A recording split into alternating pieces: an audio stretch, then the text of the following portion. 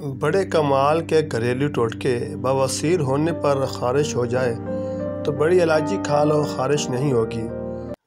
زیتون کو ابال کر پینے سے ناخن بڑے نہیں ہوتے۔ مچھلی کے سالن کی بو سے گھر میں کیڑے مکوڑے نہیں آتے۔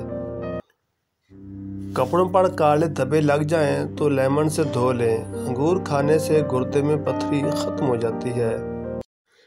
جو عورت بطخ کا گوشت کھائے گی اس کے بدن کی جلد کبھی لٹکے گی نہیں۔ روٹی کے چھوٹے چھوٹے لقمے بنا کر کھانے سے آپ کا ہاضمہ کبھی خراب نہیں ہوگا۔ بواسیر ہونے پر خارش ہو جائے تو بڑی الائچی کھا لو، خارش کم ہو جائے گی۔